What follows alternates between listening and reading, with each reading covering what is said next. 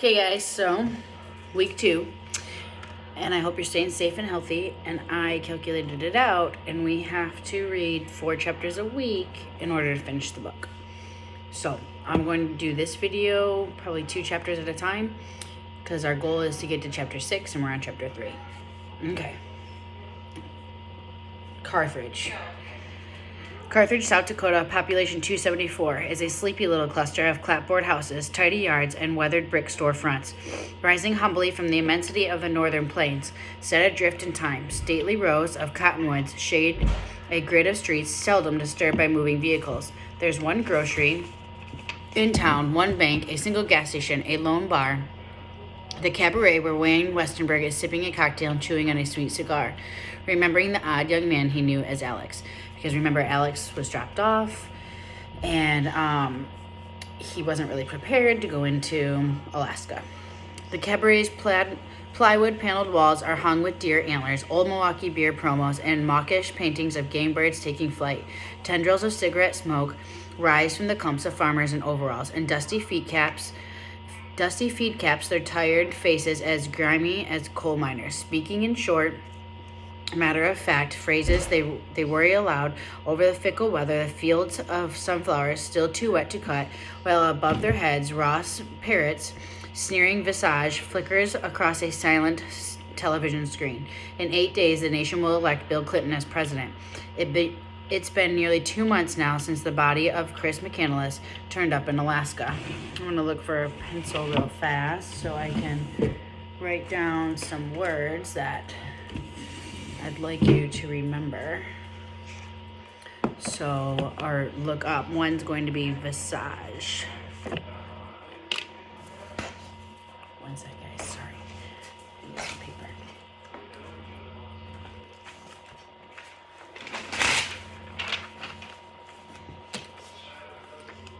Visage.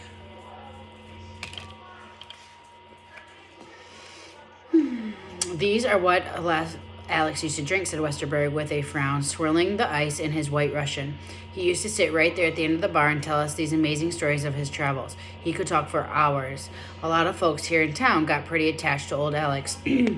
Kind of strange deal what happened to him. Westerberg, a hyperkinetic man with thick shoulders and a black goatee, owns a grain elevator in Carthage and another one a few miles out of town, but spends every summer running a custom combine crew that follows the harvest from Texas north to the Canadian border. In the fall of 1990, he was wrapping up the season in north central Montana, cutting barley for Coors and Anheuser-Busch. One of the afternoon of September 10th, driving out of Cut Bank after buying some parts for a malfunctioning combine, he pulled over for a hitchhiker, an amiable kid who said his name was Alex McCandless. So if you think about it, this is now the second time that we're aware that Alex is hitchhiking. And then we're going to do a grain elevator as one of our other words.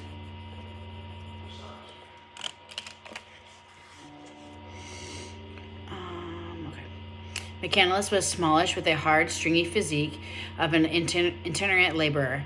There was something arresting about the youngster's eyes, dark and emotive. They suggested a trace of exotic blood in his heritage, Greek, maybe, or Chippewa, and conveyed a vulnerability that made Westerberg want to take the kid under his wing. He had the kind of sensitive good looks that women made a big fuss over, Westerberg imagined. His face had strange elasticity. It would be slack and expressionless 1 minute, only to twist suddenly into a gaping, oversized grin that distorted his features and exposed a mouthful of horsey teeth. He was nearsighted and wore steel-rimmed glasses. He looked hungry. Lassity is another word. Okay. 10 minutes after picking up McCandless, Westerberg stopped in the town of Etheridge to deliver a package to a friend. He offered us both a beer, says Westerberg, and asked Alex how long it had been since he'd ate. Alex allowed how'd it been a couple of days. Said he'd kind of run out of money. Overhearing this, the friend's wife insisted on cooking Alex a big dinner, which he wolfed down, then fell asleep at the table. McCandless had told Westerberg that his destination was Saco Hot Springs, 240 miles to the east on U.S. Highway 2, a place he'd heard about from some rubber tramps. Example, vagabonds who owned a vehicle, a distinguished from leather tramps, who lacked personal transportation and were thus forced to hitchhike or walk.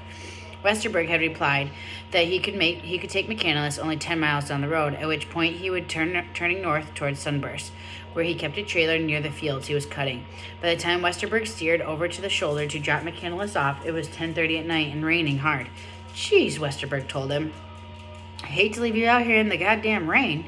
You got a sleeping bag? Why don't you come up to Sunburst, spend the night in the trailer?"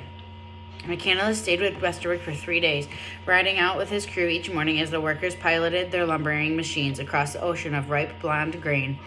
Before McCandless and Westerberg went their separate ways, Westerberg told the young man to look him up in Carthage if he ever needed a job. It was only a couple weeks that went by before Alex showed up in town. Westerberg remembers he gave McCandless employment at the grain elevator and rented him a cheap room in one of the 2 houses he owned. "I've given jobs to lots of hitchhikers over the years," says Westerberg. "Most of them weren't much good. Didn't really want to work. It was a different story with Alex. He was the hardest work I've ever seen. Didn't matter what it was. He had to do it. Hard physical labor, mucking rotten grain and dead rats out of the bottom of the hole. Jobs where you'd get so damn dirty you couldn't even tell what you looked like at the end of the day. And he'd never quit in the middle of something. If he started a job, he'd finish it. It was almost like a moral thing for him. It was that you'd call extremely ethical. It set pretty high standards for himself."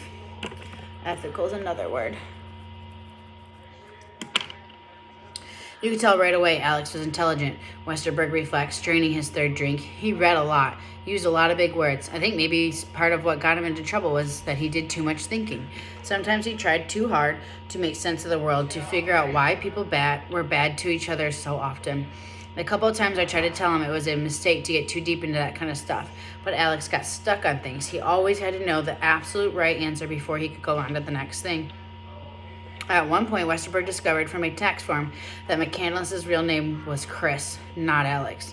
"He never explained why he'd changed his name," said Westerberg. "From things he said, you could tell something wasn't right between him and his family. But I don't like to pry into other people's business, so I never asked about it." So now we know that Alex's real name is Chris McCandless. If McCandless felt estranged from his parents and siblings, he found a surrogate family in Westerberg and his family and his employees, most of whom lived in Westerberg's Carthage home, a few blocks from the center of town. It is a simple 2-story Victorian in the Queen Anne style, with a big cottonwood towering over the front yard. The living arrangements were loose and convivial. The 4 or 5 inhabitants took turns cooking for one another, went drinking together, and chased women together without success. So convivial is going to be another word that we're going to do. He liked the community's status, its plebeian virtues and unassuming mien. The place was a back eddy, a pool of jet stream beyond the pool of the main current, and that suited him just fine. The fall, he developed a lasting bond with both the town and Wayne Westerberg. Westerberg was in his mid-30s, was brought to Carthage as a young boy by adoptive parents. A Renaissance man of the plains, he is a farmer, welder, businessman, machinist, ace mechanic, commodities speculator, licensed airplane pilot, computer programmer, electronics troubleshooter, video game repairman. Shortly before he met McCandless, however, one of his talents had gotten him into trouble with the law. Westerberg had been drawn into a scheme to build and sell black boxes, which illegally unscramble satellite television transmissions, allowing people to watch encrypted cable programming without paying for it. The FBI caught wind of this, set up a sting, and arrested Westerberg.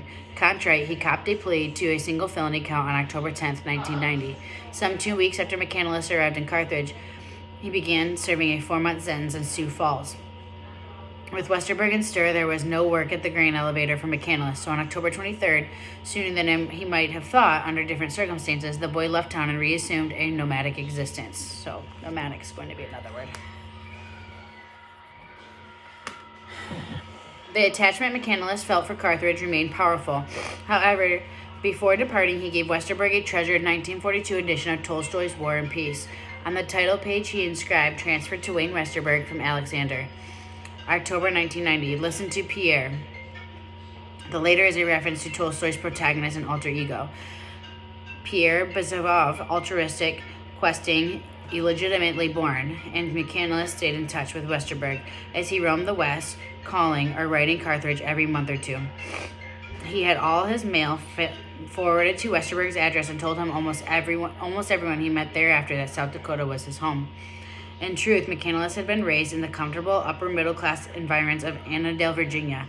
His father, Walt, is an eminent aerospace engineer who designed advanced radar systems for the space shuttle and other high-profile projects, while in the employ of NASA and Hughes Aircraft in the 1960s and 70s. The 1978 Walt went into business for himself, launching a small but eventually prosperous consulting firm, User Systems Incorporated. His partner in the venture was Chris's mother, Billy. There was 8 children in the extended family, a younger sister, Corinne, with whom Chris was extremely close, and six half-brothers and sisters from Walt's first marriage. In May 1990, Chris graduated from Emory University in Atlanta, where he'd been a columnist for the editor of the student newspaper, the Emory Wheel, and had distinguished himself as a history and anthropology major with a 3.72 grade point average. He was offered membership in the Phi Beta Kappa, but declined, insisting that titles and honors are irrelevant. The final 2 years of his college education had been paid for with a $40,000 bequest left by a friend of the family's. More than $24,000 remained at the time of Chris's graduation, money his parents thought he intended to use for law school. We misread him, his father admits. What Walt, Billy, and Corinne didn't know when they flew down to Atlanta to attend Chris's commencement, what nobody knew, was that he would shortly donate all the money in his college fund to Oxfam America, a charity dedicated to fighting hunger. So that's important, so remember that. He donated a bunch of money to charity, specifically dedicated to fighting hunger. The graduation ceremony was on May 12th, a Saturday.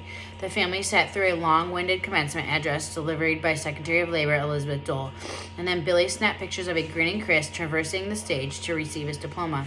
The next day was Mother's Day. Chris gave Billy candy, flowers, a sentimental card. She was surprised and extremely touched. It was the first present she had received from her son in more than 2 years, since he had announced to his parents that on principle he would no longer give or accept gifts. Indeed, Chris had only recently unbraided Walt and Billy for expressing their desire to buy him a new car as a graduation present and offering to pay for law school if there wasn't enough money left in his college fund to cover it. He already had perfectly good car. He insisted a beloved 1982 Datsun B210, slightly dented but mechanically sound, with 128,000 miles on the odometer. I can't believe they'd try and buy me a car, he later complained in a letter to Corinne, or that they'd think I'd actually let them pay for my law school if I was going to go. I told them a million times that I have the best car in the world, a car that has spanned the continent from Miami to Alaska, a car that has, in all those thousands of miles, not given me a single problem. A car that I will never trade in. A car I am very strongly attached to. Yet, they ignore what I say and think I'd actually accept a new car from them. I'm going to have to be real careful not to accept any gifts from them in the future, because they will think they have bought my respect. Chris had purchased the secondhand yellow Datsun when he was a senior in high school. In the years since, he had been in the habit of taking it on extended solo road trips when classes weren't in session. And during that graduation weekend, he casually mentioned to his parents that he intended to spend the upcoming summer on the road as well. His exact words were, "I think I'm going to disappear for a while." Neither parent made anything of this announcement at the time, although Walt did gently admonish his son, saying, "Hey, make sure you come see us before you go." Chris smiled and sort of nodded, a response that Walt and Billy took as an affirmation that he would visit them in Annandale before the summer was out and then say their goodbyes. Toward the end of June, Chris, still in Orlando, mailed his parents a copy of his final grade report, an Apartheid and South African Society in History of Anthropological Thought, A- in Contemporary African Politics, and the Food Crisis in Africa. A brief note was attached. Here's a copy of my final transcript. Grade-wise, things went pretty well, and I ended up with a high cumulative average. Thanks for the pictures and shaving gear, the postcard from Paris. It seems that you really enjoyed your trip there. It must have been a lot of fun. I gave Lloyd, Chris's closest friend at Emory, his picture, and he was very grateful. He did not have a shot of his diploma getting handed to him. Not much else happening, but it's starting to get real hot and humid down here. Say hi to everyone for me. It was the last that anyone in Chris's family would ever hear from him. During the final year in Atlanta, Chris had lived off campus in a monkish room furnished with little more than a thin mattress on the floor, milk crates, and a table. He kept it as orderly and spotless as a military barracks. and he didn't have a phone, so Walt and Billy had no way of calling him. By the beginning of August 1990, Chris's parents had heard nothing from their son since they'd received his grades in the mail, so they decided to drive down to Atlanta for a visit. When they arrived at his apartment, it was empty, and a for rent sign was taped to the window. The manager said that Chris had moved out at the end of June. Walt and Billy returned home to find that all the letters they'd sent to their son that summer had been returned in a bundle. Chris had instructed the post office to hold them until August 1st. Apparently, so we wouldn't know anything was up, said Billy. It made us very worried. By then, Chris was long gone.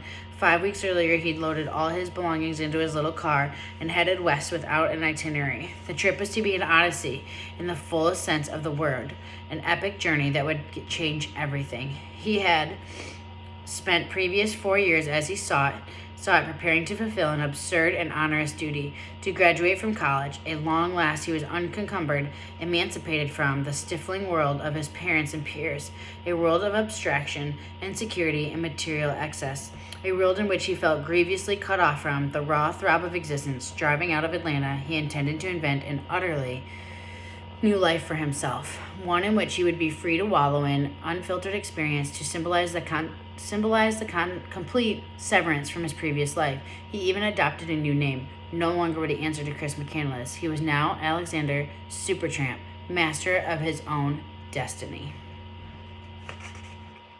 I'm just going to check how many pages chapter 4 is real quick before we start reading that.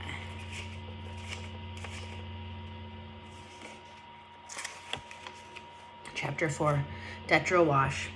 The bear-paw poppy, Artemisium californica, is a wildflower found in isolated corner of the Mojave Desert and nowhere else in the world. In late spring, it briefly produces a delicate golden bloom, but for the most part of the plant huddles unadorned and unnoticed on the parched earth. A californica is a sufficiently rare that has been classified as an endangered species. In October 1990, more than 3 months after McCandless left Atlanta, a National Park Service ranger named Bud Walsh was sent to the back county of Lake Mead National Recreation Area to tally bear paw poppies so that the federal government might better know just how scarce the plants were. A. californica grows only in the gypsum soil of a sort that occurs in the abundance along the south shore of Lake Mead. So that is where Walsh led his team of rangers to conduct the botanical survey. They turned off Temple Bar Road, drove 2 miles down the bed of Detroit Wash, parked their rigs near the lake shore, and started scrambling up the steep east bank of the Wash, a slope of crumbly white gypsum. A few minutes later, as he neared the top of the bank, one of the rangers happened to glance back down in the Wash while he pausing to catch his breath. "Hey, look down there," he yelled. "What the hell is that?" At the edge of the dry riverbed, in a thicket of saltbush, not from where they had parked, a large object was concealed beneath a dun-colored tarpaulin. And the rangers pulled off the tarp. They found an old yellow Datsun without license plate. A note taped to the windshield read, "This piece of crap has been abandoned. Whoever can get it out of here can have it." I'm going to write down a question that I want you guys to do. Okay.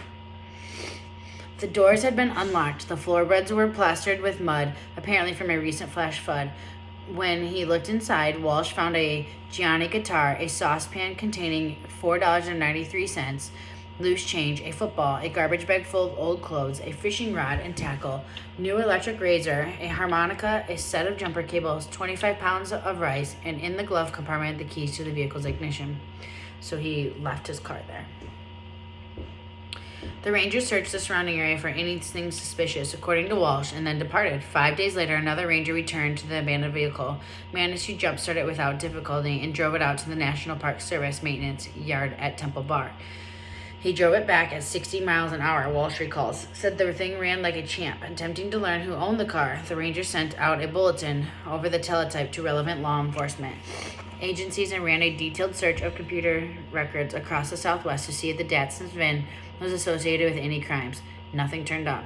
By and by, rangers traced the car's serial number to the Hertz Corporation. The vehicle's original owner, Hertz, said they had sold it to a used rental car many years earlier and had no interest in reclaiming it. Whoa, great, Walsh remembers. Thinking a freebie, the road gods, a car like this will make it a great undercover vehicle for the drug interdiction. And indeed, it did. Over the next 3 years, the Park Service used the Datsun to make undercover drug buys that led to numerous arrests in the crime-plagued National Recreation Area, including the bust of a high-volume methamphetamine dealer operating out of a trailer park near Bullhead City. So,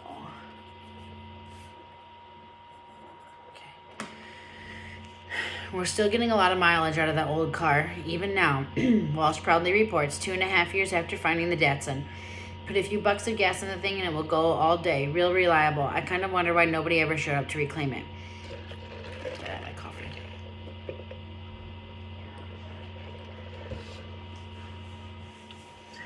The Datsun, of course, belonged to Chris McCandless. After piloting it way out of Atlanta, he'd arrived at Lake Mead National Recreation on July 6th, riding a giddy Emerson high, ignoring posted warning signs that off-road driving is strictly forbidden. McCandless started the Datsun off the pavement where it crossed a board, sandy wash. He drove 2 miles down the riverbed on the south shore of the lake. The temperature was 120 degrees Fahrenheit. The empty desert stretched into the distance, shimmering in the heat, surrounded by choyas, burr sage, and the comical scurrying of collared lizards. McCandless pitched his tent in the puny shade of a tamarisk and basked his hands newfound freedom. Detrial Wash extends for some 50 miles from Lake Mead in the mountains of North Kingman. It drains a big chunk of country. Most of the year, the wash is as dry as chalk. During the summer months, however, superheated air rises from the scorched earth like bubbles from the bottom of a boiling kettle, rushing heavenward in turbulent convection currents. I don't want the video to be too long because then I won't be able to upload it. 10 more pages. Quietly, the updrafts create cells of muscular anvil-headed cumulonimbus clouds that can rise 30,000 feet or more above the Mojave.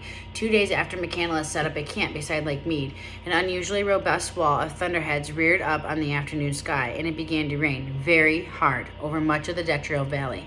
McCandless was camped at the edge of the wash, a couple of feet higher than the main channel, so when the brown of water came rushing down from the high country, he had just enough time to gather his tent and belongings and save them from being swept away.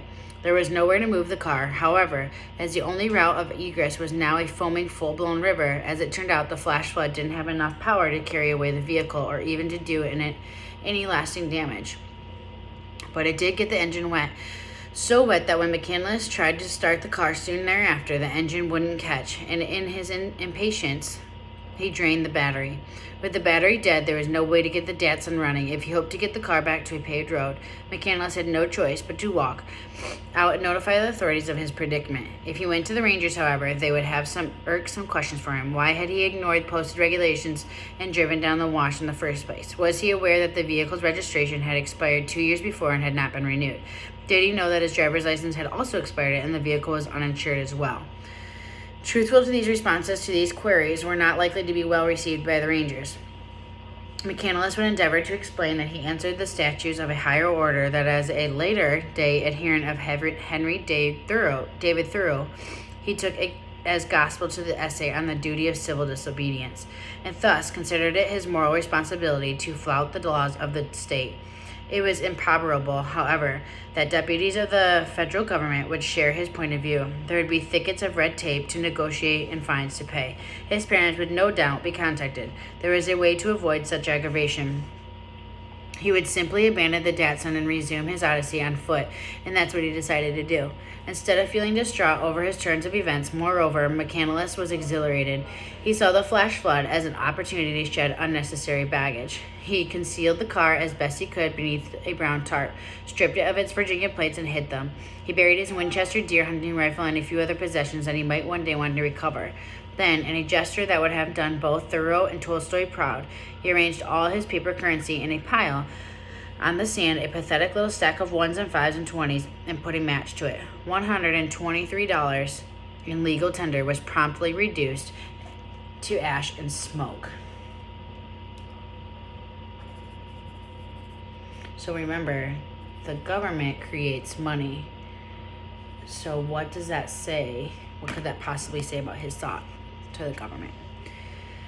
We know all this because McCandless documented the burning of his money and most of his events that followed in a journal snapshot album he would later leave with Wayne Westerberg for safekeeping before departing for Alaska. Although the tone of the journal, written in third person in a stilted, self-conscious voice, often veers toward the melodrama, the available evidence indicates that McCandless did not misrepresent the facts. Telling the truth was a credo he took seriously. After loading his few remaining possessions into a backpack, McCandless set out on July 10th to hike around Lake Mead. Thus, this, his journal acknowledges, turned out to be a tremendous mistake. In extreme July temperatures becomes delirious, suffering from the heat stroke. He managed to flag down some passing boaters who gave him a lift to Kelville Bay, a marina near the west end of the lake, where he stuck out his thumb and took to the road. McCandless tramped around the west for the next 2 months. Spellbound by the scale and power of the landscape, thrilled by minor brushes with the law, savoring the intermittent company of other vagabonds he met along the way, allowing his life to be shaped by circumstance, he hitched to Lake Tahoe, hiked in the Sierra Nevada, and spent a week walking north on the Pacific Crest Trail before exiting the mountains and returning to the pavement. Okay, so we're going to stop right there for right now, and then I'm going to pick up. So we've completed chapter 3. And then mid 4, we have 9 more pages in chapter 4.